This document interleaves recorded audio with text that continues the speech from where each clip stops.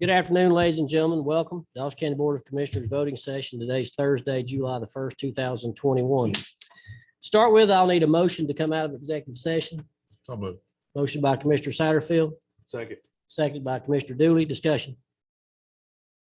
Hearing none, please vote. And we're out of executive session 4-0. We'll get right into the business of the evening. First, we'll start out with a roll call.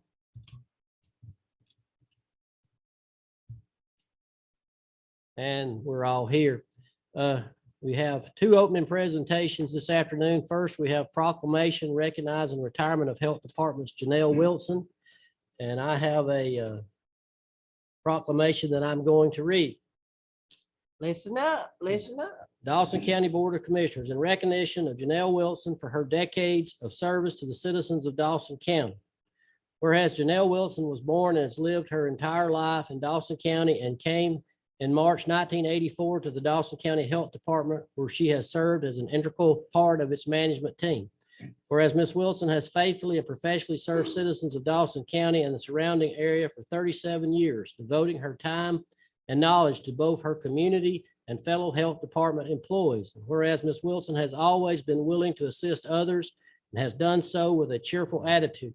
She has been the ultimate team player, a friend to all, and a mentor to many throughout the years. She has watched her department grow and evolve, leading the organization through many changes and challenges, most recently the COVID-19 pandemic. Whereas Ms. Wilson is commended by colleagues, clients, and friends for her dedication, kindness, honesty, integrity, and willingness to help anyone in any way possible. She is, as one colleague says, loved and the best and will be missed. And whereas Ms. Wilson's dedication to the Dawson County Health Department and her community is impressive, having served half her life for the betterment of the health and safety of the citizens of Dawson County. Now, therefore, be it resolved that the Dawson County Board of Commissioners hereby proclaims July 1st, 2021 as Janelle Wilson Day. What is the pleasure of the board on the proclamation? Motion to approve it. Motion by Commissioner Fawcett. Second. Seconded by Commissioner Gaines. Discussion. Hearing none, please vote. And that proclamation is approved 4-0. Ms. Wilson, if you would come forward, and board, if you would come down.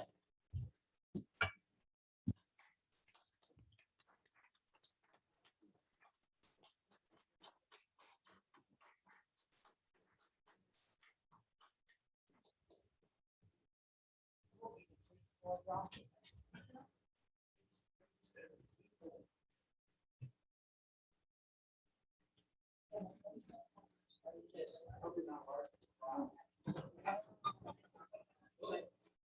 Janelle, looks like she go right off in the sunset, like she hadn't done anything. And I started to think that, you know, you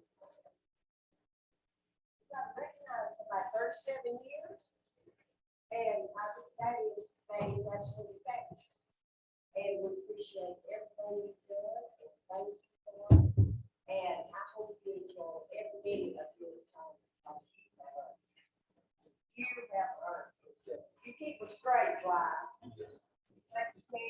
Thank you so much.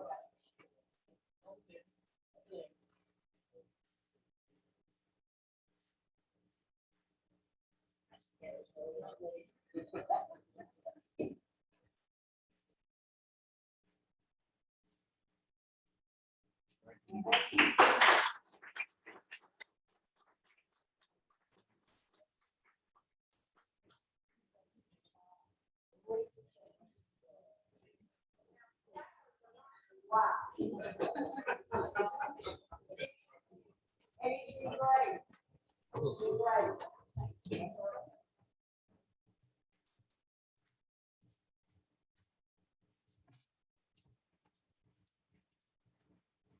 Once again, thank you, Janelle, for all of your years of service. I've had the pleasure of working with Janelle since I've been on the health board.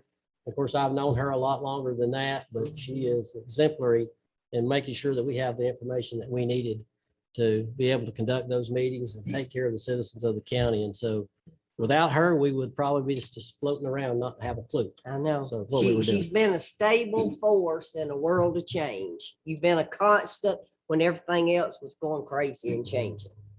And we appreciate it so much. And happy retirement. Have fun. Yes, Yeah. have fun. All right. Our second opening presentation this evening is introducing the Place of Dawson County Director of Purposeful Engagement, Jacob. You have to help me with that last name. There you go. And our outreach coordinator, Amy Palmer.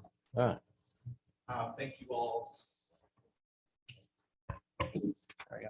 Thank you all so much for this opportunity to be here this evening. And Ms. Wilson, I do not know you and have not been served by you, but thank you for your service. And at the Place of Forsyth and now Dawson, we believe that every person, dollar an hour, has a purpose.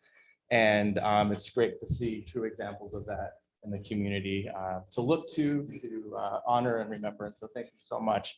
And thank you all again for allowing us to be here. I've been with the place. My name is Jacob for about 3 years now. And we have been serving Forsyth County for over 46 years. And we are beginning to make our move into Dawson as well. And so tonight, Amy and I are here. Amy is a Dawson native, well, not native in the true sense, but been here long enough to be a native. She is our outreach person out here. And we've just been very blessed and fortunate to have Amy join us and be our face here in Dawson. So I wanted to introduce the Place of Forsyth, and I apologize, Chairman Thurman, that this is probably your third time hearing this presentation.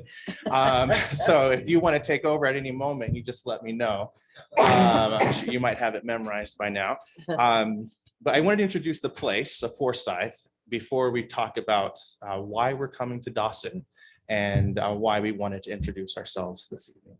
It was a day of providence in 4 acres Forsyth County. Upon their arrival, the sisters established their purpose to be a source of hope, encouragement, and empowerment to the poor of our area. Soon, everyone knew that at the sisters' place, one could find basic needs such as nutrition, clothing, financial assistance, and more. Over time, armed with their faith and committed to their purpose, the sisters would prove to be an indelible force of goodwill and care to the community around them. From these 4 humble servants, convinced of their purpose, came some of the most needed programs and services. For those in need of medical care, they established a free clinic. To assist women and children caught in violence, they helped create a safe haven for those escaping abuse. And with nowhere to send the homeless, the sisters established a shelter. As time passed, the sisters would be called to other communities and areas of work. The sisters' place would become the Place of Forsyth, and programs and services would morph. What has remained the same, however, is a dedication to the sisters' original purpose, to be a source of hope, encouragement, and empowerment to the poor of our county. You see, there is power in giving and serving with purpose. There is power in living a life of purpose, and there is power when we unite in purpose. Join with us today, and together we can continue to transform and empower the lives of the most vulnerable in our community. Right, so as the video showed, we were founded by 4 Dominican nuns. They're not from the Dominican, but it's just, I don't know, something the Catholic Church Dominican. And they were very progressive for their time, coming to a rural area. In fact, I believe they actually wanted to settle in Dawsonville at first, but the Archdiocese of Atlanta kind of brought them a bit south.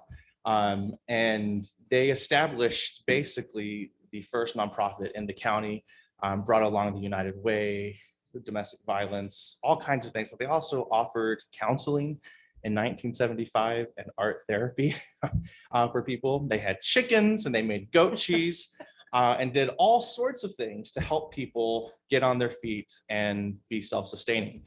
We are told by the Chamber of Commerce in Dawson's president that they also enjoyed a good scotch. So they weren't afraid of a nice drink at the end of the day.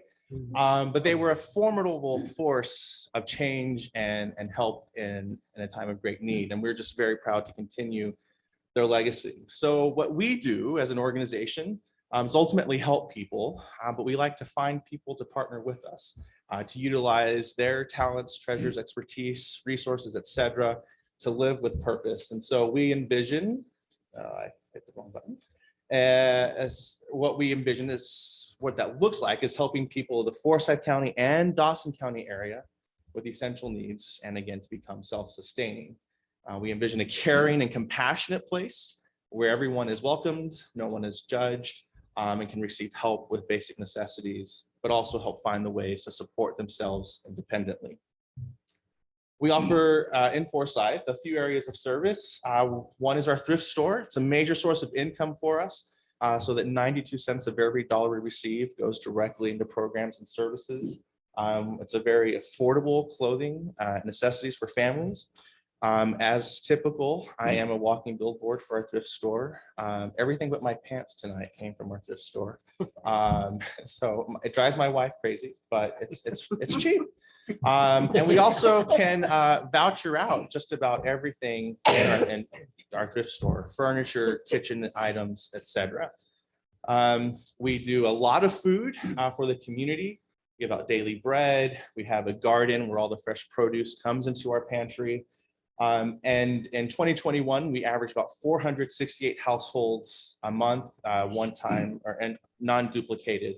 That equaled out to about 250 to 300 households a week, and over $333,000 was distributed just in food. Prior to COVID, oh, sorry, this is just 2021 so far, as of like last month, sorry. In 2020, before COVID, we were averaging about 80 to 100 families a week. Once Governor Kemp put in the shelter in place, almost overnight, it went to almost 400, 450 families a week. It was absolutely incredible. Those numbers have since come down and plateaued to about 180, 150 to 200.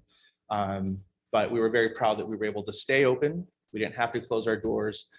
We had to change our model a bit to a drive-through and less of a market pantry style that you see in those pictures. But we were able to keep going and serve our community. So we're very proud of that. No one got COVID until like December 31st, when our CEO and president did, our youth outreach coordinator did, and I did. And my taste is still not functioning well. But we also offer financial assistance, housing, rent, utilities, some medical bills, medicines, that type of thing. Other emergency needs, and sometimes not true emergencies, but just things that are going to help families in general. We have helped families with after school care, with extracurricular activities, so that kids can have normal experiences, games or sports fees and different things like that. We have a shower room, and we also have helped people do laundry. We've had volunteers that would do laundry for some of our homeless community. And now we just have an account where they can do their laundry and we're not folding it for them. But we also collaborate with anyone and everyone that we can. I am not a construction guy. I have not built a house. I don't really want to build a house. I will nail some nails for Habitat for Humanity, but you don't want me doing the bulk of it, or anyone on our team for that matter. But we've been able to collaborate with companies to do amazing work. Last year, we partnered with Hopewell Roofing to replace a roof for a senior and age-well Forsyth. We've done electrical work for in a trailer that was almost burnt down, but we were able to help salvage and do the restoration and all kinds of things, because we truly believe that everyone can do something for the community. And we give cars away, and it's one of my favorite things. In fact, just a few months ago, this white minivan was donated. It's a 2019 Honda Odyssey, 50,000 miles. The guy was like, we just want another van, and there you go. And so we were like, great. And we reached out to Sabrina Graves, a school social worker here, and she had the perfect family. This lady was a single mom of one, a 3-year-old. Her sister gave up custody of 2 of her kids, so she took them on, and then her mother passed away suddenly. who had custody of 2 other nieces and nephews, and she took them on as well. So she went from 1 to 5 in the span of about 2-3 months. When we asked her what was most exciting about this van, she said, well, I forget how old her nephew is, I think 12, baseball is his thing. And we want that to remain constant. But with 5 kids, I don't know how we're doing that with my car, but now we can all go to practices, we can all go to games. And so people donate cars and we make sure they're safe and then give them out. And as you know, without transportation, suddenly having a good vehicle can be a true life changer. We have a workforce development program. We offer assistance with GED classes, forklift training, certifications, computer classes. If you need Excel, we have an Excel guru who would love to spend hours with you on Excel formulas. If that's your thing. We started an adult training program where folks can work with us 6 months, 40 hours a week. They're mentored, they're trained, they're coached, so that after those 6 months, we can help them find more permanent jobs that hopefully pay more. And so this is open to just about anyone. We also do a senior outreach program. 25 seniors are visited each week. They're visited, they're taken food, medicines that they need, but we also are able to put our eyes on their situation to know what their living conditions are. So we've changed light bulbs, we've fixed door locks, we've put in wheelchair ramps, etc. And again, the roof replacement, just so that they are safe and taken care of. We often do appliances. This gentleman received not a new fridge, but a gently used fridge. And he had more food than that when we left, but that was just right after it was put in. So we didn't leave him with just a gallon of milk. Fend for yourself, man. And then we also have youth outreach. We give a gift of prom each year. We provide graduation gifts for homeless seniors who are graduating without guardians. We have a big Christmas giveaway each year, and we have a mentoring internship program that's going on right now in the summer, and then some can stay on throughout the year working with us. And this is one of our teen stories.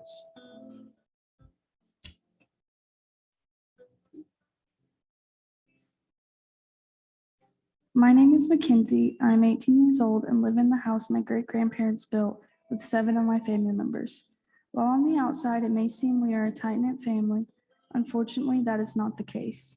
Growing up, things were not easy. My dad struggled with his mental health, became abusive to my mother, and when I was in kindergarten was placed in jail. Over the next 12 years, he would be in and out of prison. My mother did well for herself for a while, but over time, due to the brain damage from the abuse and an addiction to pain pills, I didn't have the attentive mother that my friends had. In 2011, my mom married my stepdad, and over the next few years, that led to more pain and hurt in my life. After I started high school, I went to live with my grandmother, and for a while, things began to settle down. At the start of my junior year, though, the dysfunction of my family began to take its toll on me. By the end of that year, I was struggling and not in a good spot emotionally and mentally.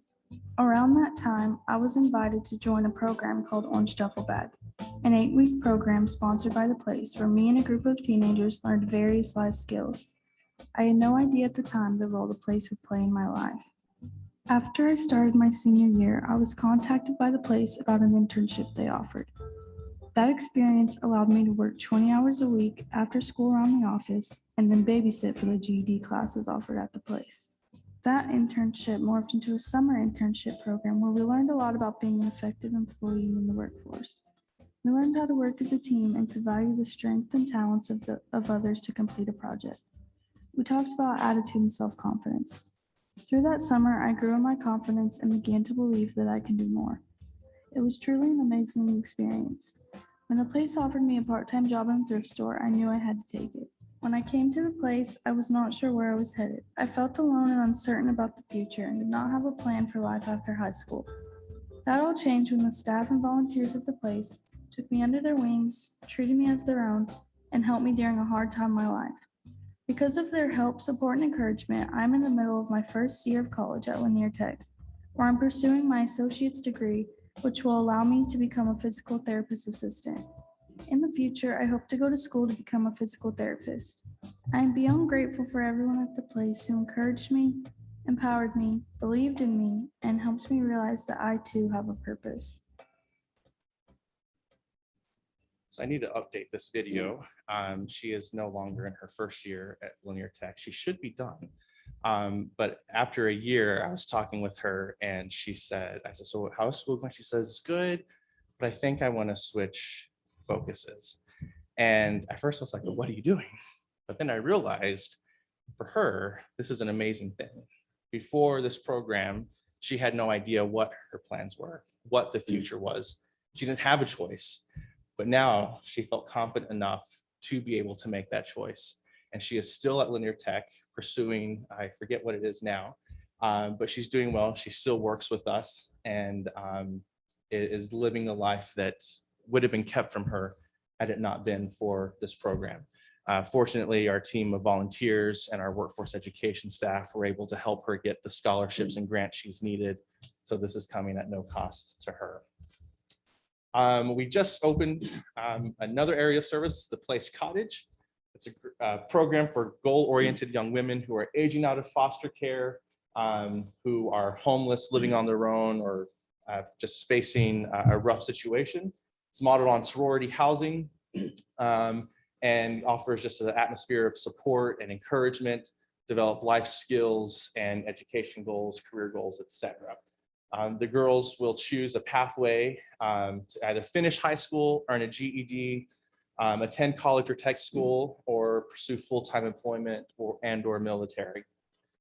They work with a program manager and a caseworker on their goals to make sure they're meeting milestones and making progress. But the goal is to develop confident, independent, self-sufficient women. And we believe we're on the track to do so. So I'll rush through this because I know time is sensitive or is ticking. But this is the house. We purchased it last year in the pandemic, right before the market boom, thankfully. But a perfect house. Weren't anticipating much changes, but the community rallied behind us and really turned this nice home into a very beautiful place for these girls to live and grow and develop. And so we're really excited to see what comes of this. In a year's time, we hope to also do one for boys in a similar situation who are aging out of foster care where there aren't programs in place for them. So the place of Dawson, that was the place of Forsyth. Why come to Dawson County? Why are we here this evening? Why are we trying to move into the county? Well, for starters, for several years, Dawson County residents have been coming to the place for assistance. I'm not going to say they've been coming down in masses, causing all the traffic on 400, but it's been enough to get our attention that there is some work that can be done up here. So we've applied for grant money to serve Dawson residents, and we've received some. School social worker would call us pretty often for different assistance through the thrift store or whatever we might be able to provide. And so we knew that there was enough need that people were coming down and not enough resources already established. And so about 2 years ago, prior to COVID, we called a nonprofit meeting of all the nonprofits in the area. We met at what was Abba House on Highway 9 and just had a discussion about what was going on. We said, this is who we are, this is what we do, but is there a place for the place in Dawson? And we left that meeting with the overwhelming response that yes, there was a place. And shortly after, back up, there was a place for the place, although there are great agencies doing great work. But again, we knew there was more work to be done. So following the meeting, we were approached by Rick Rack, who has been here for a couple of decades now, I believe, I forget exactly when. And they were wanting to expand programs and services, but needed to work out the resources. We knew that we wanted to expand physically, but needed to work out our resources to do so. But both boards felt it was good for the two to merge. And so on May 14th, everything was signed, sealed, delivered, and it is now the place of Dawson. We are branded as the place of Dawson in partnership with Rick Rack, because we don't want to just do away with the familiarity of Rick Rack, but we are one organization now. And we are very proud to continue the work of Rick Rack, to continue the work of the nuns and build more resources in the area. So what now? We're continuing to meet with local agencies to better define gaps in services that are there that we may be able to fill in. I want to reiterate that we do not want to duplicate services. So some of the programs you saw in the presentation are offered here already by other outstanding agencies. We are not interested in competing with them or are duplicating their efforts. We truly want to come alongside and meet gaps where they are. Rick Rack for now will continue as normal, food and thrift store. But you might see the Place of Dawson on it more or something along those lines. The Place of Dawson will begin to offer benefits counseling. Already, Dawson County residents can call our office for help with applying for food stamps, Medicaid, those types of things. We've offered parenting classes. Financial assistance is available through referrals. And we will likely offer some form of senior outreach, some form of youth mentoring internships, and then financial literacy classes as well. So that's the Place of Forsyth, Place of Dawson. Thank you all so much for your time. Are there any questions? Questions? Merger, was that this year? Yes, ma'am. The conversation started about a year and a half ago, 2 years. But COVID, as you know, slowed everything down. And so it's finally sealed, signed, everything May 14th. Yes, ma'am. Other questions? Well, thank you for all your good work. Thank you. Thank you. Y'all have a good evening. Thank you You so too. much. Thanks. If you would, I'd ask everybody to stand for a brief invocation and pledge. Would bow your heads, please. Our dear gracious Heavenly Father, we thank you for this another day, for the many blessings of life. We ask that you give us knowledge and wisdom to carry out the business in the county. Anything that we accomplish, we'll give you the honor and glory in Christ's name. We do ask and pray. Amen. Pledge Allegiance to the flag of the United States of America, to the republic for which it stands, one nation, under God, indivisible, with liberty and justice for all. You may be seated. Are there any announcements? We'll just make the announcement that our county manager made at an earlier meeting that offices will be closed on Monday, July the 5th in observance of the holiday. So just wanted that to be out there. We'll move on to the approval of the minutes. First up, we have the minutes of the work session held on June 17, 2021. Any additions or deletions? Motions. Motion by Commissioner Fawcett, Second. seconded by Commissioner Dooley. Discussion. Hearing none, please vote. And they're approved 4-0. Next, we have the minutes of the voting session held on June 17, 2021. Any additions or deletions? Motion. Motion approved. Motion by Commissioner Satterfield.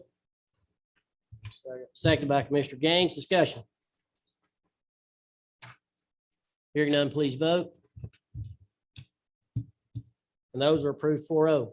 Next, we'll move on to the approval of the agenda. I do have one change to the agenda, addition of number 5 under new business.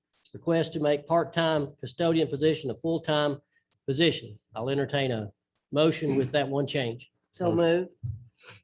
Motion by Commissioner Fawcett, Second. seconded by Commissioner Satterfield. Discussion. Hearing none, please vote. And that is approved 4-0 with the one change.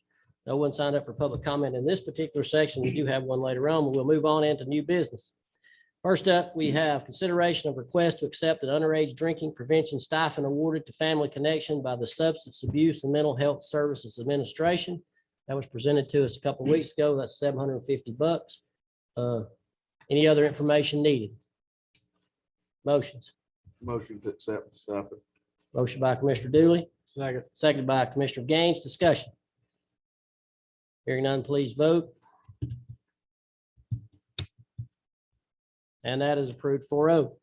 Next up, we have consideration of application for Parade and Assembly Care for Kids Annual Mountain Moonshine Festival use of county facilities for parking. That was presented a couple of weeks ago. There was one question that you had in reference to, and Jameson has the answer for that. Chairman, I believe you, Commissioner Gaines proposed a question of about the insurance, and I want to just state that they have given us the insurance policy and we are named as on that policy. Sure, thanks. Thought you'd get out of a meeting without having to speak. Any other information needed? Motions. Make a motion to approve the application for Parade and Assembly for Care for Kids Annual Moonshine Festival to use our parking. Motion by Commissioner Gaines, Second. second by Commissioner Fawcett. Discussion. Hearing none, please vote. And that's approved 4-0. Next up, we have consideration to move forward with a public hearing for an animal control ordinance update. When will that public hearing be? Do we have a date for that yet? We have not advertised it, but I would imagine Jameson, one of the August meetings. Okay. This is just this will be a vote to move to a public hearing for animal control ordinance. Any other information needed? Motion. Motion approved. Motion by Commissioner Satterfield, Second. second by Commissioner Dooley. Discussion. Hearing none, please vote.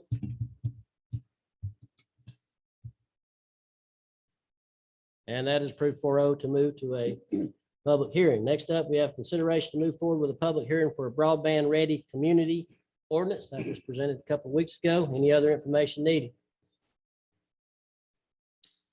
Motions. Make a motion to approve. Motion by Commissioner Gaines, Second. second by Commissioner Satterfield. Discussion. Hearing none, please vote. And that is approved 4-0 to move forward with a public hearing for the broadband ready community ordinance. We do have one public comment tonight. Mr. Weldon, Nope. Sheriff. Gotta do Number number 5. Oh, number 5, yeah. Got to go to number 5. Addition of number 5, which was request to make a part-time custodian position a full-time position. James brought that to us earlier. He did have the money in his budget for the remainder of this year. Any other information needed? Motions. Motion approved. Motion by Commissioner Satterfield, Second. seconded by Commissioner Fawcett. Discussion. Hearing none, please vote. And that is approved 4-0 to move that position from part-time to full-time. Now, Mr. Sheriff, please come up.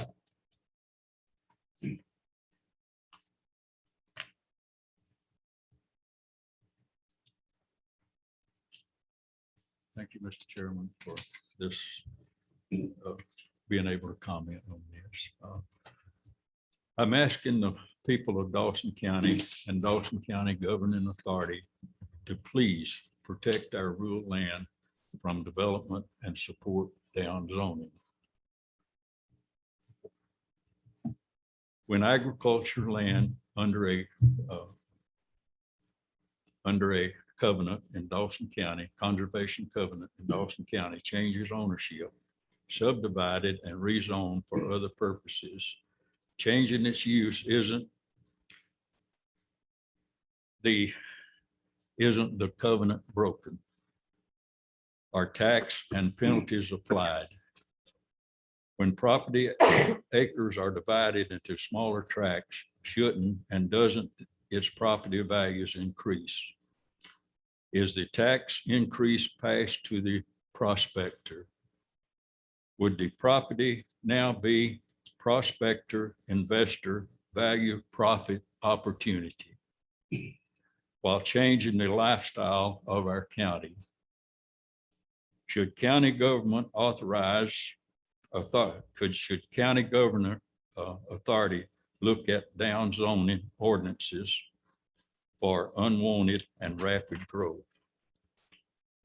What is down zoning? For example, farm agriculture land zone RA requires 10 acres to qualify for its CUV, current use value.